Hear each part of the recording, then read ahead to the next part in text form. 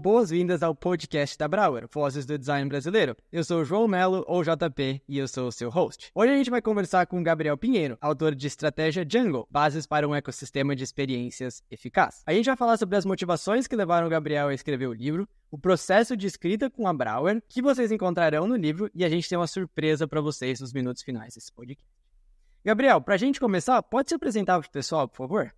Bom dia, João. Obrigado aí pelo convite da editora Brauer para esse podcast. Estou muito animado em estar com vocês. Bem, eu sou o Gabriel Pinheiro, trabalho com design há 17 anos, né, bastante tempo na estrada aí já do design, né, nessa jornada aí incrível que tem sido. Hoje eu trabalho na ThoughtWorks como lead de design, trabalhei na Handmade, trabalhei na Sky, trabalhei na Wine, passei por vários lugares aí de segmentos diferentes e hoje estou numa consultoria de design e tecnologia, acompanhando vários projetos diferentes, né? Atuo como estrategista, então há bastante tempo já venho atuando com foco em estratégia de design e na TW tem sido meu foco de atuação também, né? Pessoalmente eu sou um cara bem tranquilo, bem caseiro, gosto de cozinhar, gosto de escrever bastante, né? Tô indo para o segundo livro já, tenho vários artigos publicados também pelo X Collective, e sou uma pessoa muito de boa, cara, gosto de blues, jazz, sou apaixonado por Nova Orleans, gosto de assistir TV, filmes, seriados, essas coisas todas. Mas tudo que eu assisto, tudo que eu vejo, tudo que eu escuto, são de alguma forma inspiração para eu falar de design também. Então, design faz parte da minha vida, faz parte do meu trabalho. E eu sou apaixonado pelo que eu faço. Acho que essa é um pouco que eu posso trazer para me apresentar um pouco para vocês aí que estão assistindo esse podcast. Boa, muito obrigado, Gabriel. Pô, que massa. Sou super fã de blues e jazz também. Muito legal. Bom se inspirar dentro da nossa profissão. Mas legal. Gabriel, eu queria começar te perguntando o que inspirou você a escrever um livro sobre ecossistemas? Legal. Vamos lá. Quando eu escrevi meu primeiro livro, o UX estratégico, design aplicado a ecossistema de produtos, eu achei que eu tinha abordado tudo sobre a temática de ecossistema, né? Mas conforme eu fui navegando, mergulhando e testando coisas novas, eu fui vendo que essa temática de ecossistema ela ia muito além do que eu tinha apresentado no primeiro livro. Na verdade, no primeiro livro eu toquei uma superfície de um conteúdo muito mais amplo, muito mais complexo do que eu tinha falado. E é engraçado, porque quando eu terminei o primeiro livro, eu falei assim, cara, já falei tudo que eu queria falar sobre design. Não vou falar mais sobre isso, não me vejo escrevendo outro livro. 2 anos depois, o que apareceu na minha cabeça? Preciso escrever um livro para falar sobre ecossistema de design.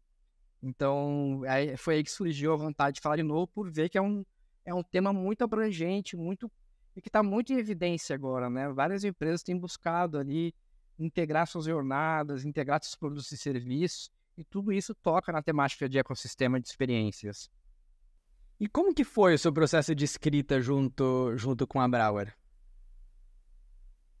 Foi muito bacana, assim, né? O Zanini me abordou para a gente fazer essa parceria.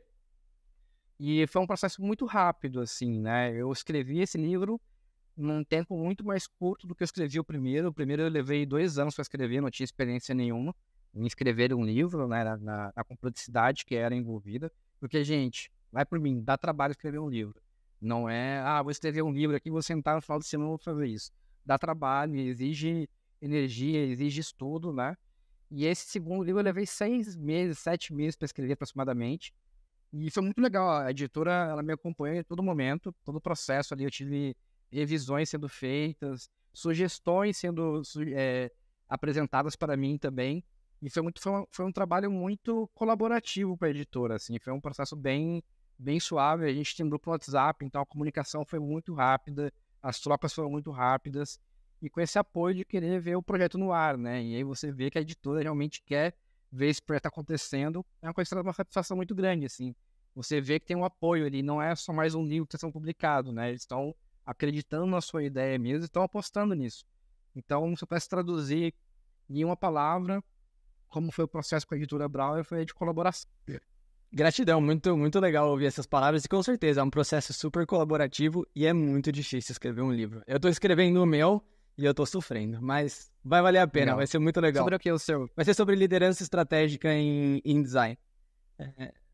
Então tem bastante Bacana, já quero ler, correlação, hein? assim, ao passo em que eu fui lendo o seu livro, tinha várias coisas ali que, oh, que legal, isso é algo que eu tô abordando, Que pensamento massa. sistêmico, visão compartilhada, enfim, tem várias sinergias. Uma coisa que as pessoas perguntam muito desde que a gente postou é sobre o processo das pessoas leitoras beta.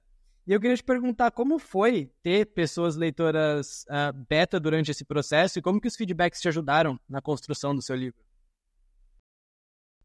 Foi muito bacana, né? Porque como a gente está escrevendo, a gente tem a companhia da editora, mas a gente se sente uma jornada um pouco sozinha, assim, né? A gente quer entender se o que a gente está falando é realmente relevante, se o que a gente está falando realmente é pertinente para as pessoas que vão ler, né? Então, ter pessoas que estão acompanhando o processo, lendo ali, e podendo dar opinião é muito importante para a gente, né? Eu vejo que é um trabalho muito semelhante do cinema, né? Que tem aquelas sessões preliminares onde a galera vai assistir e dar o feedback, né? Então, acho que é super importante para o trabalho, para a gente até ajustar a linguagem que a gente está utilizando às vezes, né?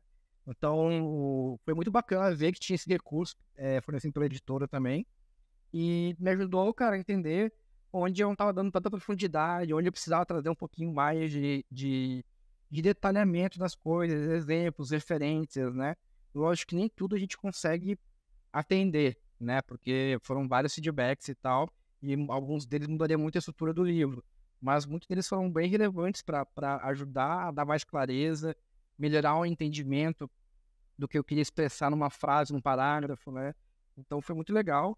E é um feedback que reforça o caminho que a gente está seguindo, né? Foram feedbacks, no meu caso, foram bem positivos, né? Teve feedbacks de melhoria, mas teve feedbacks muito positivos também ali do que estava sendo, que eles estavam tendo contato com o meu livro, né? Então foi muito legal, porque já dá uma tranquilidade no coração, assim, né? Beleza, não falei nenhuma abobrinha, né? Não falei nada de errado aqui, vamos em frente, né? Porque tem esse receio, né? Porque escrever o livro tem uma responsabilidade muito grande por trás, né? Você está levando um conteúdo para centenas de pessoas, né? Então você tem uma história por trás ali.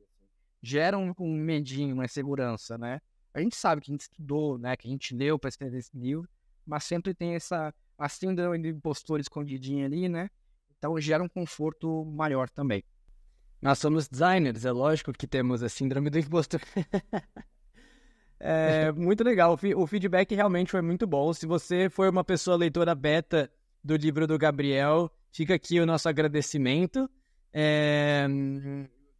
Teremos uma página de agradecimentos no livro também para essas pessoas, mas muito obrigado, seu feedback foi de extrema importância para ajudar a gente a escrever o livro e ajudar o Gabriel na construção desse livro. Gabriel, queria te perguntar, se a gente começar a falar um pouquinho mais sobre o livro agora, para quem que é esse livro? Quem que você teve em mente quando você escreveu esse livro? Legal. Esse livro, cara, ele é bem abrangente, assim, em termos para quem é direcionado, né? Quando eu escrevi ele, lógico que eu sou um designer de carreira, né? Então, designers estão contemplados nesse livro. Mas eu queria ir um pouco além dos designers, né? Porque eu acho que esse livro ele se conecta muito com a galera de produto, a galera de marketing, e todo mundo que queira criar experiências mais eficazes, né? Através de uma visão de ecossistema, né? De uma visão de uma experiência mais integrada. Então, esse livro é para todo mundo que quer trabalhar de maneira diferente, né? Então, não importa muito qual é a sua especialidade, assim, né? Lógico, pessoas de produto, pessoas designers, pessoas que estão nesse ambiente onde se configura um produto digital, vão fazer melhor proveito. Mas ele é aberto para todo mundo que tem essa vontade de querer melhorar algum tipo de processo na área que está, né? Eu acho que ele cumpre bem esse papel, assim, né? Então, quando eu tentei escrever esse livro, aliás, quando eu escrevi esse livro, eu tentei ser um pouco mais, dar um passo além da bolha de design, né? Então, atende designers, atende produteiros, atende a galera de BI, atende a galera de marketing, né? Todo mundo que tem essa vontade de testar um processo novo, uma ferramenta nova, né? Então, foi essa a ideia que eu tive, assim, e não restringir tanto o público. Muito bom, muito bom. É bem importante mesmo trazer a visão do design para fora da bolha do design, né? Não só pregar para nossa própria bolha, mas começar a deixar esse conteúdo vazar da nossa bolha. Isso é muito importante. E o que as pessoas vão encontrar no Estratégia Jungle? Vou encontrar muita coisa legal, vou encontrar ferramenta, vou encontrar teoria, vou encontrar um pouco de como está o cenário atual, que a gente precisa mudar, né? Vou encontrar exemplos de como que essas coisas afetam organizações grandes e pequenas, né? E vou encontrar o Django, né? O Django é uma ferramenta que eu venho construindo há mais de 5 anos. Já rodei mais de 70 vezes em empresas de tamanhos e segmentos diferentes, né? Então consegui validá-la super bem. E lá eu trago todo o processo, como é que você roda essa dinâmica, né? Para conseguir criar visões compartilhadas, né? Conseguir começar a integrar produtos desde o começo que eles são pensados, assim. Então, tem o Django, tem essa dinâmica, tem o Campfire, que é como é que você consegue pensar de maneira mais... pegar a estratégia e descer para um nível tático também, né? Então, vai encontrar ali muito a forma como eu opero de maneira estratégica dentro das organizações ali, trazendo como referência como que você vai construir de fato, como é que você consegue construir de fato um ecossistema passando pelas 4 camadas, né? De visibilidade, de mecanismo, de conexões, de comunidade e de inovação, né? Então o Lila traz toda essa carga que vai da teoria para o prático, do estratégico para o teórico, né? Então tentei trazer todas essas coisas que ajudam efetivamente a gente começar a mudar as coisas dentro das organizações, né? Mudar um pouquinho a forma como a gente opera dentro das empresas, né? Então é isso que vai encontrar, assim, bastante coisa prática e bastante coisa teórica também. E você começou a tocar em alguns pontos já, que são algumas das coisas que a gente vai conversar hoje. Mas antes da gente começar a falar disso, eu queria perguntar, para a gente criar uma visão compartilhada, o que é um ecossistema? Como você define um ecossistema? Legal, cara. Um ecossistema, ele é um conjunto de sistemas operando ali de maneira individual, mas que estão integrados para que uma lógica seja percebida pelo seu público final, né? Então, é uma série de produtos e serviços ali operando através de processos e mecanismos para entregar valor para o cliente final, né? Tanto para entregar valor para a empresa e também para o cliente final. Então, é como se a gente tivesse várias pecinhas ali de um relógio funcionando ao mesmo tempo e todos eles estão integrados para fazer o relógio funcionar, né? Então, apesar de serem sistemas individuais, eles dependem um do outro para operar de maneira eficiente e funcional. Isso é um ecossistema, né? Como que cada peça da minha organização está operando para entregar valor para a empresa e para o cliente final. E no livro você também aborda alguns princípios ecossistêmicos. O que são esses princípios e quais são os princípios ecossistêmicos? Legal. Então, os princípios de ecossistema, eles são um guia para você resgatar esse tema na hora que você estiver construindo suas experiências e conseguir usar ele para orientar o seu trabalho, né? São 5 princípios, João. O primeiro deles é: um ecossistema só existe quando a gente considera o todo. Então, um olhar holístico, né, muito que eu trouxe aqui. Apesar de serem partes individuais, a gente está falando de integração entre essas partes, né? O segundo princípio é que um ecossistema entrega valor de maneira imediata e ao longo do tempo. Então, quando a gente fala da entrega de valor, a gente tem que pensar no agora, mas também como é que isso pode continuar evoluindo e, principalmente, como é que isso continua entregando valor ao longo do tempo, né? A gente não pode esquecer disso, senão a gente fica preso só a resolver problemas emergenciais e vira um ciclo vicioso, que a gente não consegue escapar e se torna extremamente reativo. O terceiro princípio é: um ecossistema continua a crescer a partir da diversidade de pensamentos e aprendizados. Então, quando a gente fala de ecossistema, os aprendizados são muito importantes e a diversidade de pensamentos também. A gente não quer uma padronização, a gente quer referência e similaridade. Como que eu posso aproveitar o trabalho do João como uma referência para construir coisas novas e como é que o João pode aproveitar essa coisa nova para construir uma nova coisa a partir disso e assim por diante. O quarto princípio, a adaptação é chave para habilitar o dinamismo de um ecossistema e fugir da linearidade. Então, adaptação do indivíduo, adaptação de processo, adaptação de ferramentas. A gente não pode ser by the book. Inclusive, o meu livro é uma referência. Não usem o livro na íntegra, porque isso não existe, né? Ele é uma referência para ajudar vocês a pensar em novos processos para vocês. E o último princípio, que é a experimentação como base para desenvolver aprendizado contínuo, né? A gente, enquanto designers, a gente deixou muita experimentação de lado pela esteira de produção que a gente acabou caindo nesses últimos anos, né? Então, a experimentação é a base para a gente falar de inovação e para a gente continuar gerando aprendizagem de maneira contínua, né? Então, são esses 5 princípios que eu apresento no livro ali, com um pouco mais de detalhe do que eu estou falando aqui, obviamente, né? Mas são esses 5 princípios. E eu acho que ao longo dessa sua resposta, você tocou, quando você falou da como usar o meu trabalho e depois como usar o que você criou com base no meu trabalho para que eu também possa criar algo, eu acho que isso é um bom caminho para a gente começar a aprofundar nos temas do livro. E uma das provocações que você faz bem no começo do livro é como ser centrado no usuário pode acabar limitando a nossa capacidade analítica. E eu queria te perguntar como e por quê. Legal. É polêmico, eu sei, né? Vai muito aí causar um choque em algumas pessoas que são mais tradicionais, né? Mas a verdade é que quando a gente foca no usuário, coloca o usuário no centro, a gente se restringe ao que ele toca.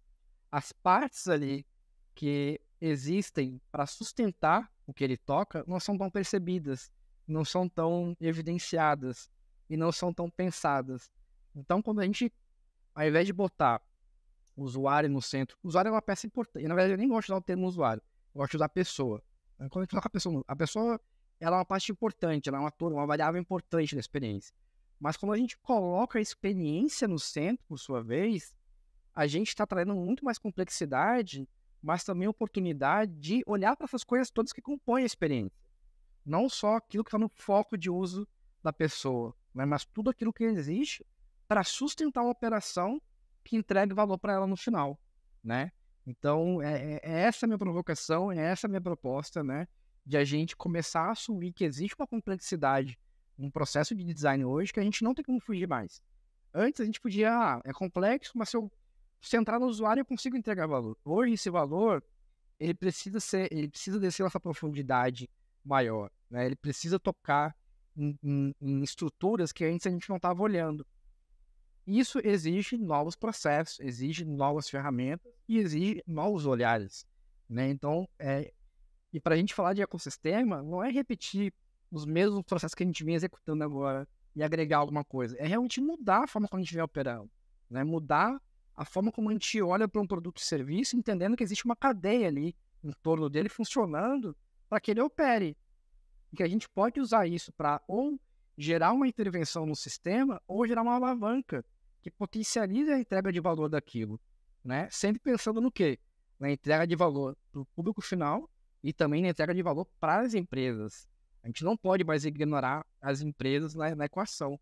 Olhar só para o usuário, olhar só para as necessidades das pessoas. Cara, isso não rola mais. A gente precisa olhar para o sistema como um todo. Então, a proposta de trazer experiência, né, porque a experiência foi por muito tempo uma palavra de propriedade de design, né? Na minha visão, não é mais. A experiência é da área de marketing, é da área de produto, de tecnologia, de BI, de analytics, de design. Todo mundo que está envolvido no processo tem que olhar para a experiência, né? Então, essa provocação que eu faço logo no início é para a gente realmente entender que é uma nova visão, é uma nova proposta, né? Vamos fazer coisa diferente, gente, porque alcançar resultados diferentes, fazendo as coisas do mesmo jeito, não vai rolar. A gente já viu que não vai rolar, né? Essa série de layoffs que rolou aí, empresa cortando um monte de coisa, a gente precisa mudar. E muito interessante essa visão que você traz desse novo cenário, né? E de como a gente precisa mudar e usar ferramentas diferentes. Também na primeira parte do livro, você fala sobre esse novo cenário pós-pandemia e a influência que esse novo cenário tem nos nossos processos, ou deveria ter, né? Nos nossos processos e nas ferramentas que a gente utiliza no nosso dia a dia. Você pode comentar um pouco mais sobre esse novo cenário e essa influência nas ferramentas e nos processos de design? Claro, a gente está num momento muito interessante, assim, né? Porque a gente viu que a pandemia acelerou uma série de coisas, né? A transformação digital, para mim, hoje, ela é um commodity, né? A gente precisa falar de transformação de experiência, né? Que é algo muito mais complexo e muito mais valoroso para as empresas, né? A gente consegue entregar muito mais valor. E nesse novo cenário que se desenvolveu, acabou influenciando também a forma como designers e pessoas de produto se preparam para entrar no mercado, né? A gente acabou ali preparando essas pessoas para um cenário diferente, né? Que a gente estava acostumado ali dentro de um cenário ágil, né? E aí uma esteira de produção que entregava produtos ali, telas, né? Coisas do tipo, né? E a gente está vendo que hoje isso não é só isso que entrega valor, né? A gente está vendo muitas empresas falando sobre construção de visão to be do produto deles, né? Como que eu vou ter uma experiência em 2027, né? Então a gente precisa começar a trazer esse olhar de longo prazo, criando bases fundamentais aqui para que a experiência possa evoluir baseada em aprendizados, baseada em experimentação para entregar valor. E isso muda a forma como a gente opera, querendo ou não, né?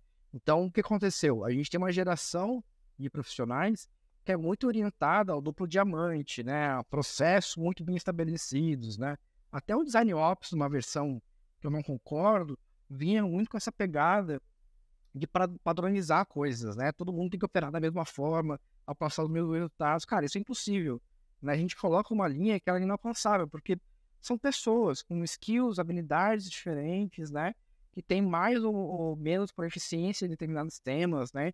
Então, a padronização, ela é algo muito inalcançável, né? Quando a gente fala do nosso contexto, assim, tá? E ela restringe muitas coisas. Ela limita muito os indivíduos, né? Ela limita muito a criatividade e a inovação, por consequência. Então, como é que a gente cria processos e ferramentas que são mais adaptáveis, mais flexíveis, que não imaginam um processo linear, né? Porque é muito isso, né? Eu pesquiso, gero uma solução, experimento, coloco no ar. Será que esse é o melhor processo mesmo? Será que não existem formas diferentes de fazer as coisas? Lógico, pesquisar é importante, entender contexto é importante, mas a ferramenta que a gente usa para fazer essas coisas, será que são as melhores ferramentas mesmo? Será que elas não precisam ser atualizadas? Será que precisam ser diferentes? Será que elas não deveriam ser novas ferramentas? Tá? E aí entra muito uma pegada que é, o que a gente faz hoje, ele entrega valor, né? Mas ele entrega um valor de sustentação, que é, eu alcanço até aqui. Para alcançar aqui em cima, eu preciso fazer diferente. Então, não estou falando de radicalmente largar essas coisas todas de lado e fazer coisas diferentes. Não, como é que eu posso começar a introduzir coisas novas ali que vão potencializando a minha entrega de valor, que vão mudando meus processos, que vão agregando os meus processos, né? Então, esse novo cenário, que a gente só começou a olhar para ele por conta dos layoffs, ele é mais complexo. Ele tem uma complexidade embutida ali, que não é só desenhar um fluxo de tela, né? Não é só fazer uma pesquisa. A pesquisa, ela precisa se conectar diretamente com a estratégia de produto. E as equipes precisam consumir essas informações de maneira ágil. Teve ali algumas empresas que eu consegui ter contato, que elas começaram a ou tirar os pesquisadores, ou colocar os pesquisadores dentro das squads, que muitas equipes tornaram os pesquisadores na equipe cross, né? E esse movimento é justamente por causa disso, porque a gente gera uma quantidade de dados e de informações absurda com as pesquisas, e a gente não consegue consumir metade e aplicar metade daqueles. Então, a gente precisa começar a fazer coisas diferentes, porque o cenário exige isso. Ele exige uma agilidade, uma profundidade maior. E as ferramentas que a gente tem, e aí muitos designers vão discordar de mim, que a gente precisa de um tempo X para fazer o nosso processo. Legal, o processo de design precisa ser adaptável. Você precisa entender quais são as restrições do seu cenário, para aí você estabelecer o tempo, e aí você determinar as ferramentas. Você não determina a ferramenta e estabelece o tempo. Não, quais as restrições de tempo, de tecnologia, de operação, financeiro, de viabilidade técnica. Tudo isso influencia no tempo que você vai ter e as ferramentas que você vai utilizar. Você estabelecer um processo pensando na ferramenta e não nas restrições, para mim é um erro. Então, esse cenário ele vem para trazer todas essas discussões que já aconteciam de maneira discreta na nossa comunidade, de maneira mais evidente. Olha, a gente precisa falar sobre essas coisas agora. Não tem outro caminho. Vamos discutir isso daqui, sabe? Acho que é um pouco disso, João. E acho muito bom que você e o seu livro, eles trazem justamente essas discussões, né? Eu gosto muito do que você falou, de que para alcançar resultados diferentes, a gente tem que fazer as coisas de forma diferente, né? Não adianta continuar fazendo as mesmas coisas que a gente veio fazendo. E isso, eu acho que isso acaba virando polêmica, porque parece que é uma radicalização, né, como você colocou, mas na verdade é uma forma muito respeitosa de dizer que, ó, e entender e de trazer uma maturidade que, olha, isso que a gente fez nos últimos X anos foi excelente e trouxe a gente até esse momento em que a gente está vivendo. Mas agora, desse momento daqui para frente, se a gente quer alcançar outras coisas diferentes, a gente precisa fazer isso de uma forma um pouco diferente, né? E como você falou, não jogando tudo fora, mas pegando o que funciona bem e adaptando e trazendo coisas novas e ouvindo, enfim, eu acho isso de extrema importância, né? Morando aqui fora, enfim, uma coisa que tá muito... é uma discussão muito acalorada também de como que o design vai evoluir e se tornar até mais parceiro ou que vai impactar ainda mais a visão de negócio, enfim. E para que a gente consiga isso, com certeza, a gente tem que adaptar novas metodologias, adaptar novas ferramentas, enfim. Trazer o processo de design dentro do processo de design, né? Como é que a gente inova o nosso processo usando o nosso próprio processo. Eu acho que isso é uma coisa muito, muito interessante. E aí, você falou uma coisa que eu achei super legal, que foi a visão, você colocou como visão to be, né? Então, as empresas estão pensando já, o que vai ser em 2027? A empresa que eu trabalho, a nossa visão é até 2026, mas vai de 2022 a 2026. E dentro disso, no livro você também fala sobre um conceito que eu gosto bastante, que eu acho que é de extrema importância em qualquer empresa, é a criação de uma visão compartilhada. E eu queria que você explicasse, então, o que é uma visão compartilhada e qual a importância de se construir uma, e também se você tiver exemplos de vezes em que a falta de uma visão compartilhada, enfim, trouxe desafios para um projeto que você trabalhou, ou então exemplos de sucesso também, que uma visão compartilhada ajudou no sucesso de um projeto. Legal, vamos lá. Antes de entrar nesse ponto, eu queria complementar um Claro. pouquinho o anterior, que a gente já mudou antes, né? A gente saiu de arquiteto de formação para se tornar UX, para se tornar product designer. A gente já fez mudanças antes, né? Então, por que é tão dolorido agora mudar de novo? Não deveria ser tão dolorido, né? Mas legal. Visões compartilhadas, esse é um tema que eu gosto muito, cara. O Django, ele vem para nos ajudar a construir visões compartilhadas, né? O que é uma visão compartilhada? É uma evolução de uma visão de produto. Visão de produto é a declaração ali, o statement do que aquele produto faz, o que ele é, o que ele resolve, qual é a necessidade que ele atende, o que ele quer alcançar em termos de objetivo, qual a estratégia que está direcionando ele, né? Isso é uma visão de produto. Só que as visões de produto, geralmente, elas são construídas de maneira muito solitária, ou por um PD, ou por um PM, desculpa, ou por um stakeholder que já traz ela pronta, né? Ela é uma visão muito unilateral ali. Ela vem ali e estabelece que aquelas coisas são verdades e muitas vezes ela não traz a profundidade que uma visão de produto deveria ter. Ela traz ali, esse produto para atender o público tal faz isso diferente de um outro player X. Beleza, é fácil de assimilar, mas é fácil de esquecer também, né? Porque ela não tem um apelo ali, uma profundidade. A gente fala assim, cara, eu entendi esse produto, eu entendi o que a gente precisa alcançar com ele, eu vou ajudar no direcionamento dele, né?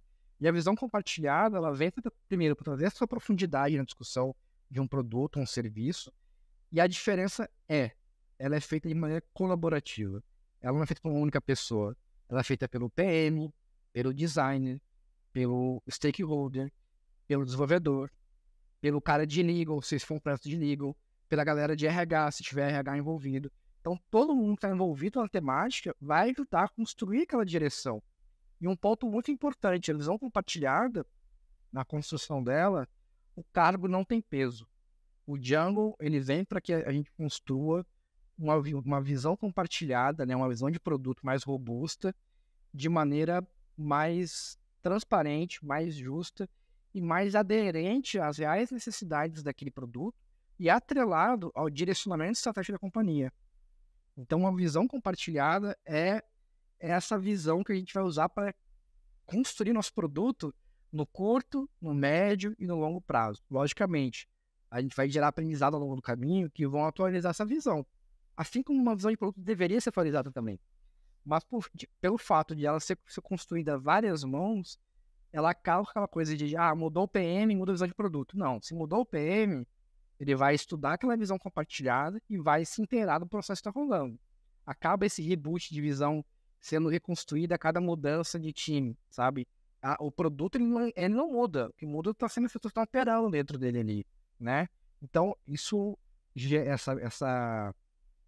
essa alternância de pessoas e mudando a visão traz uma fragilidade para o produto, né? E acabam tornando ele quê? Reativo, né? Se você tem uma visão, tem um caminho claro, o que precisa ser construído agora, depois e daqui a pouco, ele dá a capacidade de a gente ser mais propositivo durante esse processo. Então, uma visão compartilhada vem para substituir a visão de produto, né? Uma mudança num processo, em uma ferramenta, para que a gente possa gerar mais valor para a empresa e para as pessoas. E você tem... Não sei se te respondi. Com certeza, respondeu. E você tem algum exemplo de alguma história em que uma visão compartilhada fez a diferença, tanto pro bem ou pro mal, em algum projeto que você trabalhou? E aí, fique à vontade para excluir nomes e enfim.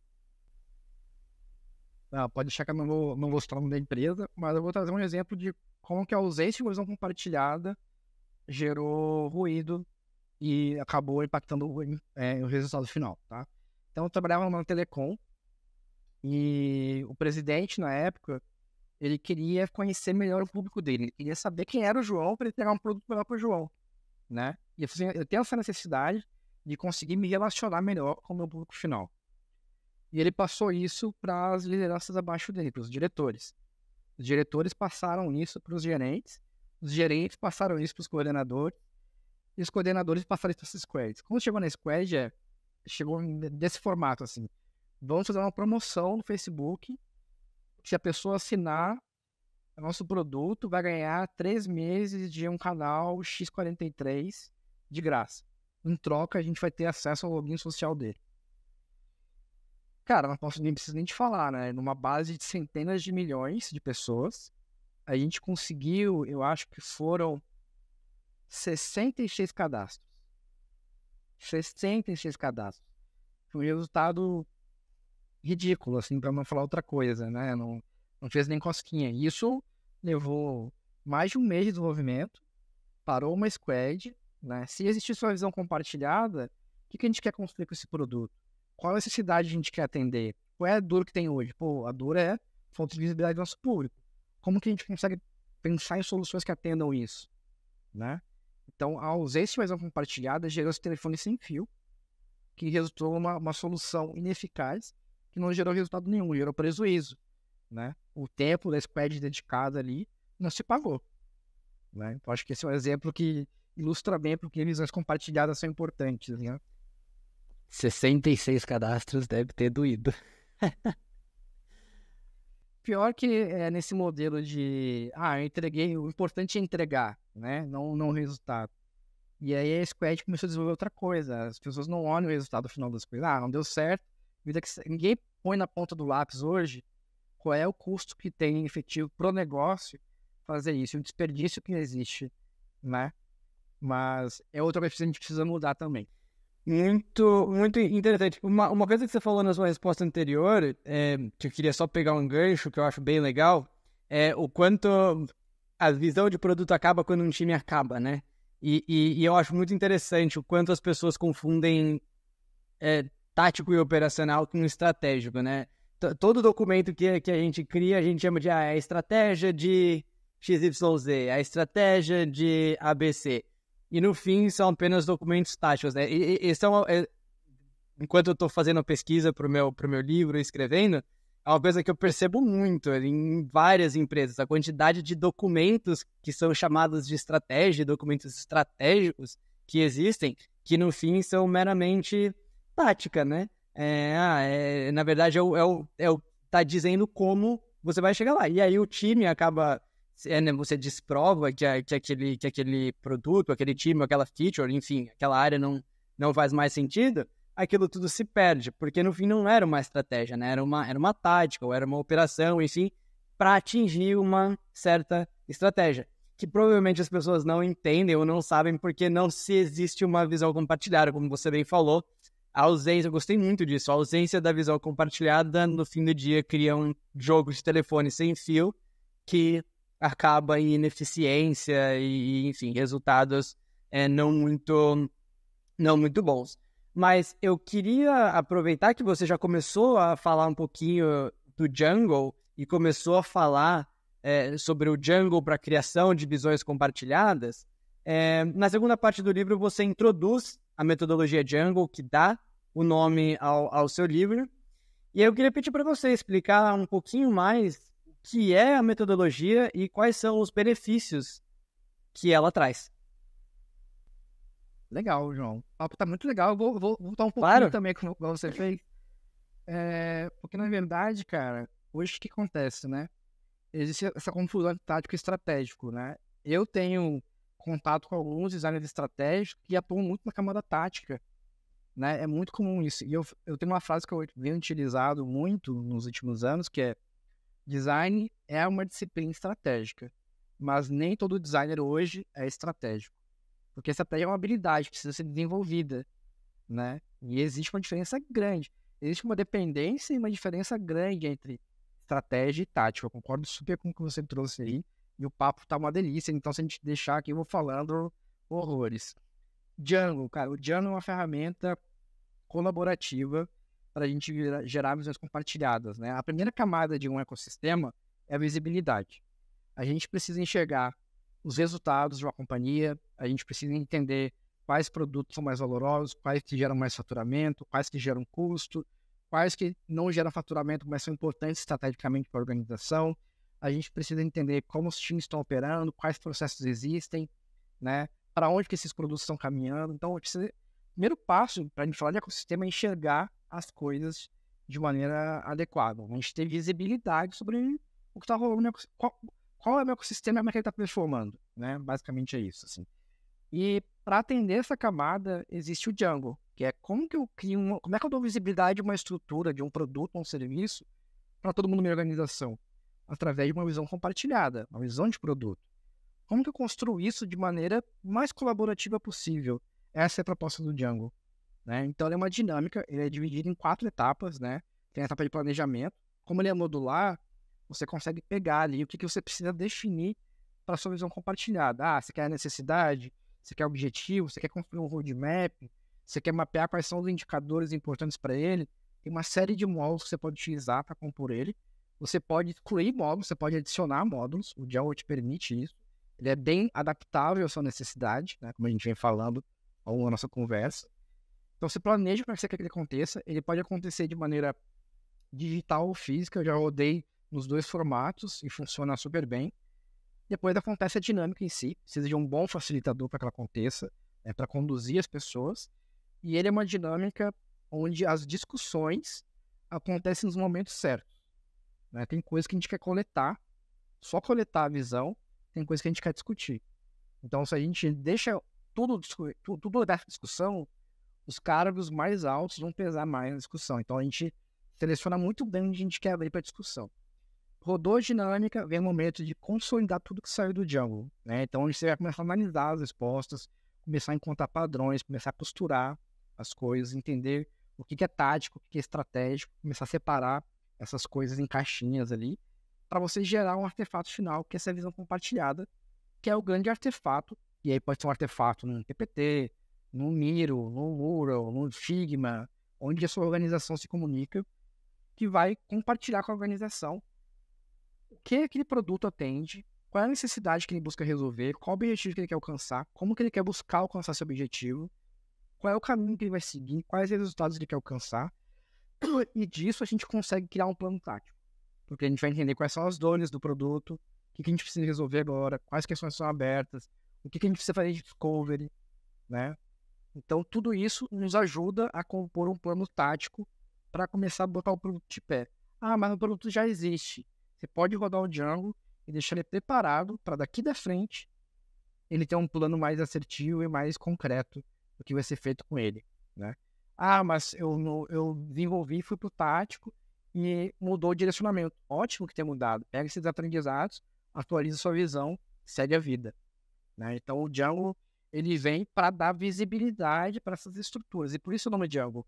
E quando a gente começa a dar visibilidade para várias estruturas ali, a gente começa a enxergar nosso ecossistema, né? Tem um produto A que faz isso, o B que faz aquilo, o C que faz aquilo outro. Ah, eles se integram dessa maneira, né? Então começa a criar ali uma florestinha, né? Cheia de pecinhas, cheia de árvores diferentes ali, mas que os macaquinhos vão pulando de um galho em galho, usam come frutinha ali, dorme na outra, né? Então, a vida acontece ali dentro, né? Então, o Django é isso. É o primeiro passo para a gente dar visibilidade para um produto ou um serviço. Eu acho incrível. Quando eu estava lendo o livro, eu super me identifiquei com a metodologia e eu achei realmente incrível quão modular ela consegue ser.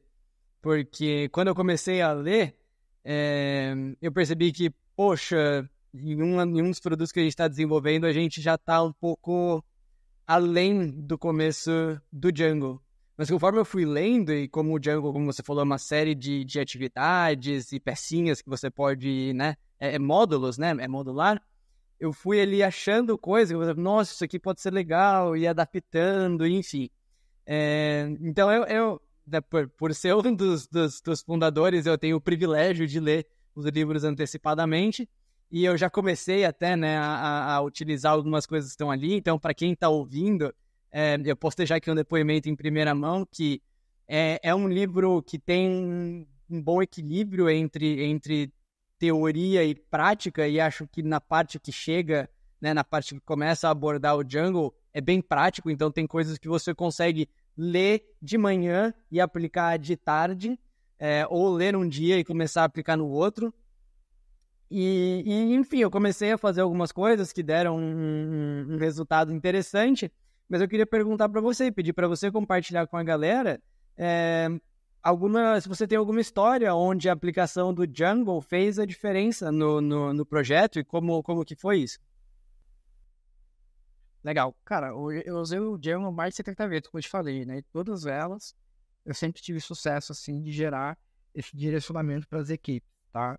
Então, eu teria 70 histórias para te contar aqui como é que eu utilizei ele de maneira eficiente e legal. Mas tem uma história que eu gosto muito, que foi naquela mesma telecom, que foi onde o Django começou a ganhar forma, de fato, que existe uma rixa entre a área de negócio e a área de tecnologia. A área de tecnologia produzia as coisas que a área de negócio queria. Só que era tão encilado que essas equipes elas ficavam em prédios diferentes e elas não se davam bem. Então, uma hora a tecnologia estava produzindo o que ela queria, outra hora o negócio vinha e dava uma carteirada, né? Então, isso impactava diretamente os produtos, né? Nenhum produto sairia muito bem junto ao propósito que ele se propunha a resolver no início, né? E aí, o que eu usei o Django? Eu usei o Django para fazer essas áreas conversarem. Então, quando eu implementei o Django pela primeira vez, aí ela falou, opa, a gente tem uma oportunidade de construir junto, então. E a partir do primeiro uso do Django, nenhuma equipe mais começava um produto ou uma iniciativa sem sentar juntas usando o Django para começar a falar sobre a necessidade e juntas começarem a direcionar o produto. Então, acho que esse é um case bem legal, porque extrapola o produto e serviço e fala das áreas, sabe? E nesse mesmo contexto, a gente usou o Django para modular áreas. Tinha uma área nova surgindo, vamos usar o Django para ajudar a área a entender o que ela precisa fazer, né? Então, acho que é um exemplo bem legal, assim. Mas ele foi dado de diversas maneiras, cara, assim, para ajudar a criar um roadmap, para ajudar a identificar as KPIs de um produto, né? Tem várias histórias legais aí, mas acho que essa foi mais marcante, porque foi mais no início, quando estava criando a metodologia, que eu assim, opa, aqui tem uma coisa interessante para construir, sabe? Então foi bem legal ver esse resultado. Essa história que você trouxe, eu acho ela muito interessante porque ela fala sobre criar conexões, né? Então você trouxe ali como, através do design e através do Django, você criou conexões para além do design e até entre outras áreas que não estavam se conectando antes. E você começa a terceira parte do livro falando exatamente sobre a importância de conexões e de não trabalharmos em silos. E aí a minha pergunta para você é como que as pessoas designers podem construir conexões para além de produto e tecnologia, e por que é importante criar essas conexões?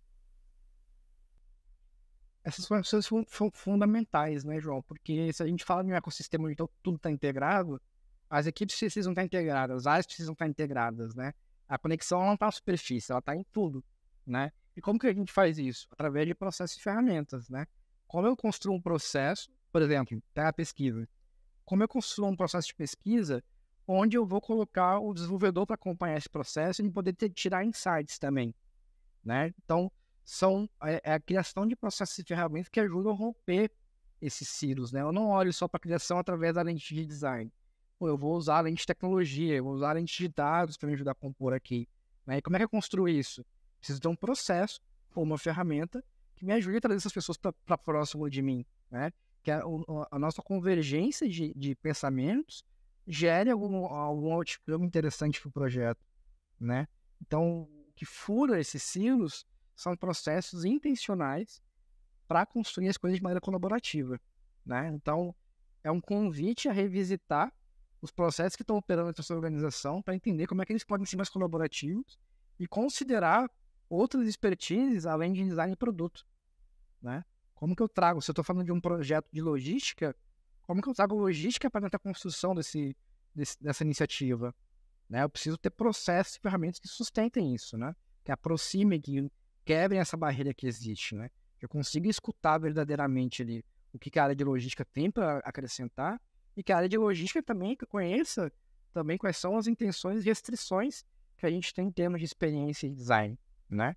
Então, quando a gente entra nessa terceira parte do livro, que é de conexões, é traduzir isso através de processos, mecanismos, ferramentas que ajudem a comunicar e traduzir informações de uma ponta para outra, né? Como que eu pego um resultado de um produto e faço isso circular dentro de diferentes áreas para ajudar na tomada de decisão de maneira colaborativa, né?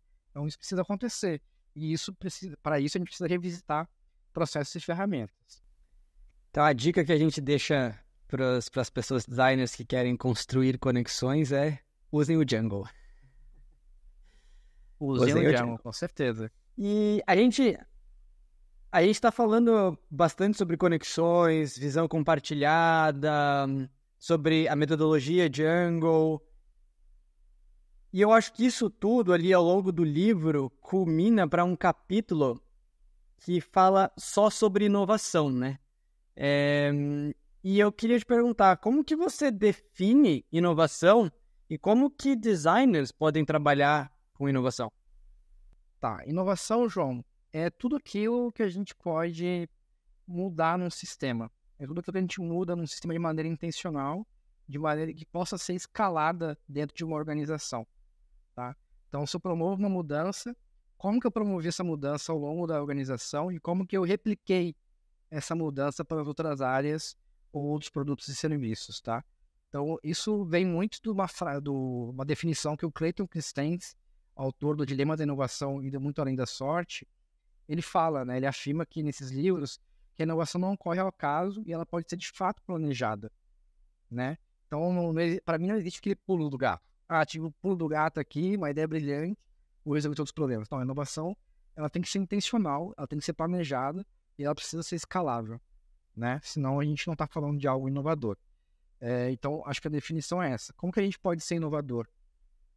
Atuando dentro das 4 camadas ecossistêmicas, né? Tendo visibilidade das estruturas e resultados, criando ferramentas e processos que nos ajudem a trabalhar de maneira mais eficiente e colaborativa, tendo uma camada ali, a terceira camada de comunidade, que é eu conseguindo capacitar essas pessoas para atuar nesses novos processos e ferramentas, e aí sim eu consigo ter a inovação acontecendo de qualquer ponto do ecossistema, né? Porque a gente tem uma visão muito de que existe um grupo responsável por inovar, um grupo de mentes brilhantes ali que tem esse fardo, né, digamos assim, de que eles precisam ser inovadores. Na verdade, a inovação precisa acontecer de qualquer ponto. Eu trabalhei uma vez numa empresa chamada Autoglass, que é uma empresa que está no América do Sul, praticamente toda, que ela tem essa pegada do Kaizen, né, que é qualquer um, desde quem está trocando o vidro do carro lá até quem está no marketing, pode pensar em uma inovação diferente. E essas pessoas vão ser ouvidas, né? Então, para a gente inovar, a gente precisa ter processos e ferramentas que permitam às pessoas darem visibilidade a essas ideias inovadoras, né? Para elas serem estruturadas, elas serem moldadas de maneira que elas possam gerar um impacto positivo na organização, né? Como é que o designer incorpora isso? Primeiro, ouvindo as pessoas, dando espaço para as pessoas, né? Indo além daquela coisa do design quanto disciplina protagonista, né? O design estratégico, ele é uma disciplina agregadora. Então, se o João tem um conhecimento, o Zanin tem outro conhecimento e a Esté tem outro conhecimento, eu vou agrupar essas pessoas, botar elas juntas na sala para a gente juntos pensar numa inovação. E a gente vai, através de processos e ferramentas, dar visibilidade para a organização inteira dessa inovação e vai, através de processos e ferramentas, implementar essa coisa. Entendeu?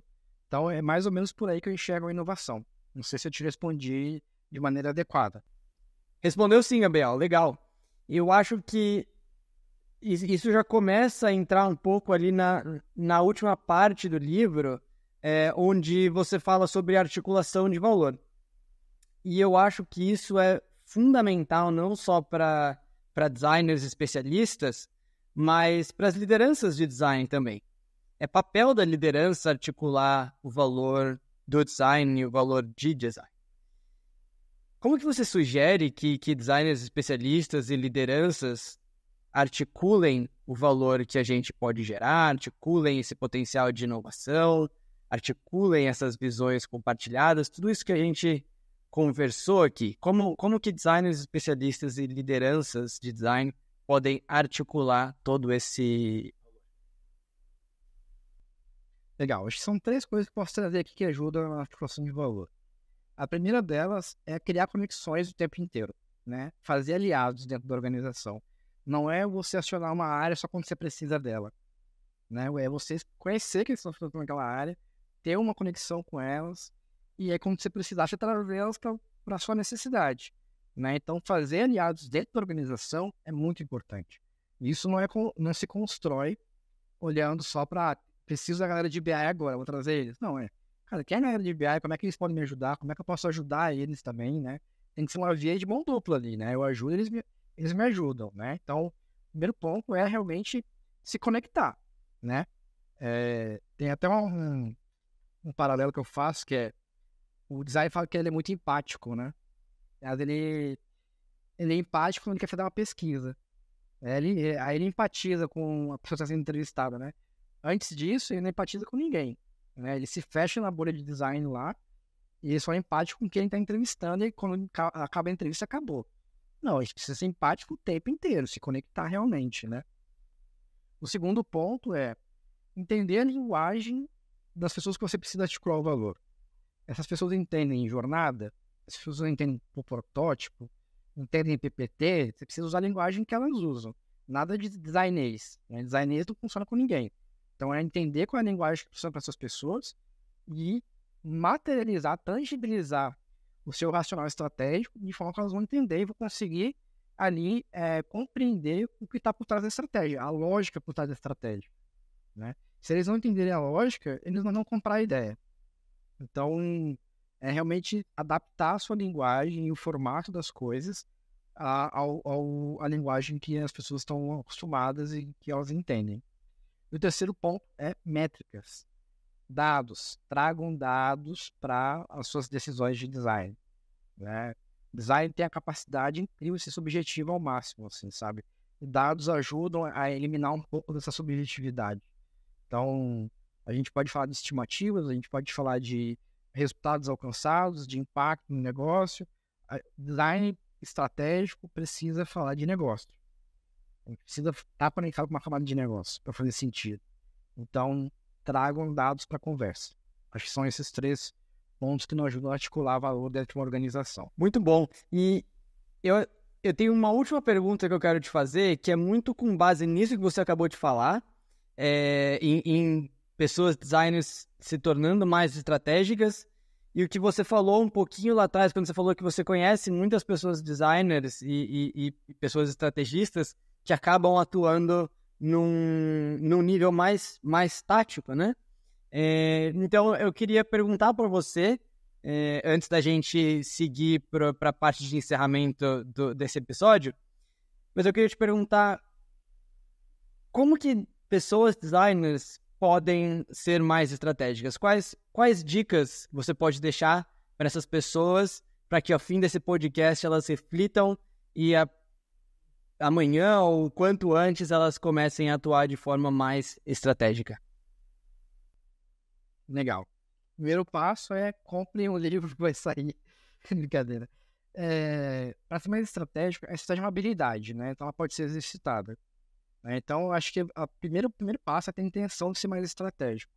Assumir que, beleza, eu posso ser mais e buscar isso. Como é que você busca isso, né? Através de estudo, né, de conteúdos estratégicos, através do estudo de conteúdos de produto, se conectando com pessoas da área de negócio, stakeholders, e tendo mentorias com essas pessoas, trazendo dados para a conversa, né? Estuda dados, entende de métricas, começa a falar essa linguagem que negócio pede, porque isso se conecta muito com a visão estratégica, né? E exercita, põe em prática, testa, né? E pede feedback, né? Pede feedback para os seus pares, para sua liderança, né? Para pessoas que estão relacionadas de outras áreas. Pergunta o quanto você se sente sendo estratégico, né? Eu acho que isso é fundamental. O feedback é fundamental para a gente conseguir ter um termômetro ali de quanto que a gente está sendo estratégico no final do dia, né? E uma outra coisa também é entender, para a gente atender uma necessidade, para a gente atuar de maneira estratégica, sempre vai ter uma necessidade a ser atendida e sempre vai ter um objetivo a ser alcançado. A estratégia está entre essas duas coisas, né? O como é tático, né? A estratégia não é subjetiva, a estratégia precisa ser concreta. Então precisa saber materializar ela também. Como é que eu materializo a estratégia? Através de um artefato, através de uma dinâmica, criando um workshop onde você gera um fórum que fala de inovação. Tudo isso são peças estratégicas ali de um plano que você pode estar criando, tá? O workshop, ele é o tático, mas o que sai do workshop ali é o insumo estratégico que você vai utilizar, né? Então, é trazer esse racional. Como que você cria coisas táticas que vão te gerar resultado estratégico, né? Para fazer isso estudar a área de produto, estudar a área de negócio, estudar dados, se conectar com pessoas que falem disso. Ou seja, furar a bolha do design e começar a entender que, para além do design, existem outras disciplinas, até outras que estavam aqui antes de nós, né? Assim vamos dizer, ou antes de design se popularizar como se popularizou. Muito, muito bom, Gabriel. Muitíssimo obrigado pelas excelentes respostas. Tem muita coisa borbulhando aqui na minha cabeça. Enquanto eu vou ouvindo, eu vou fazendo as minhas anotações. E eu acho que a gente tem um conteúdo muito rico para compartilhar com as pessoas. Você começou a última resposta falando comprem o livro, brincadeira, mas não é brincadeira, comprem o livro. Eu acho que tem muita coisa lá que pode te ajudar sim a se tornar uma pessoa designer mais estratégica no dia a dia, porque no fim do dia há atuações que são estratégicas e há atuações que não são estratégicas, e isso tudo depende muito, como o Gabriel falou, daquilo que você faz, das decisões que você toma, das pessoas que você resolve se conectar, enfim. E o livro ajuda muito em todas essas coisas, a trazer clareza, a trazer ferramentas, a trazer processos e de ajudar a aplicar isso já no dia a dia. Se a gente começar a encerrar, então, esse podcast, a gente prometeu lá no começo que a gente ia ter uma surpresa para as pessoas nos minutos finais. E eu quero, em primeira mão aqui, anunciar mais um lançamento da Brauer, que são os nossos nanobooks. É um novo formato de livro que a Brauer está lançando, ou vai lançar muito em breve, a depender de quando esse podcast for publicado. Pode ser que a gente já tenha os nanobooks lançados, ou pode ser que ainda não. Mas são livros menores, hiper focados em um conteúdo específico e super práticos. E o Gabriel tem a honra de ser um dos primeiros autores a lançar um livro e um nanobook. As versões digitais do nanobook, elas serão gratuitas, então qualquer pessoa vai poder entrar no nosso site e baixar a versão digital do nanobook, mas a gente também vai ter uma versão impressa que as pessoas poderão comprar. O nanobook que o Gabriel vai lançar é intitulado de Product Designers, um guia rápido para gerar valor em produtos digitais. Então, a gente falou aqui hoje sobre valor, estratégia, conexões.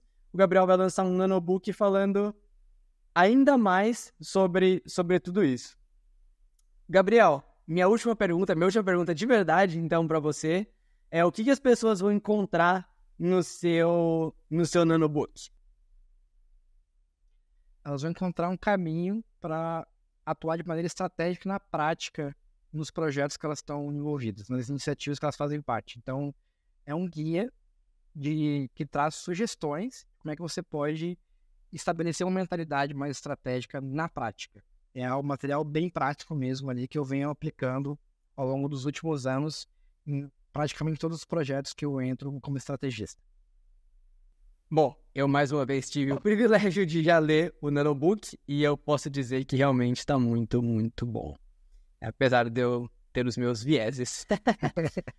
Gabriel, eu queria muito te agradecer por esse papo. Foi muito enriquecedor, foi muito, muito legal. Também queria muito agradecer pela parceria com a Brauer, não só na escrita do livro, mas também agora do Nanobook. Eu tenho certeza que esse é o começo de uma parceria que vai se estender por muitos e muitos anos ainda. Acho que a gente tem muito conteúdo legal para compartilhar com as outras pessoas designers e com o mercado de design. A gente tem um potencial muito grande de ajudar as pessoas. Então eu queria muito te agradecer pela parceria, queria te agradecer por ter cedido aí uma horinha, um pouquinho mais do seu dia para vir aqui conversar com a gente hoje. Todos os links que a gente mencionou aqui nesse episódio vão estar na descrição. E é isso. Muito obrigado, Gabriel. Se você quiser se despedir do pessoal e palavras finais. Obrigado, João. Eu que agradeço, cara. Tanto você por ser esse host maravilhoso aí, e também a editora Brauer, né, por ter esse espaço, a abertura para o livro, né? Acho que nossos valores são muito próximos, assim, então com certeza vai ser uma parceria de longa data. Já está surgindo a ideia para um próximo livro, então em breve teremos mais novidades aí. Então, muito obrigado. Obrigado por todos que estão assistindo também, chegaram até o final do nosso encontro aqui. E espero que vocês gostem de todo o material que a gente está produzindo aí para vocês. Obrigado. Valeu, gente. E até o próximo episódio. Tchau, tchau.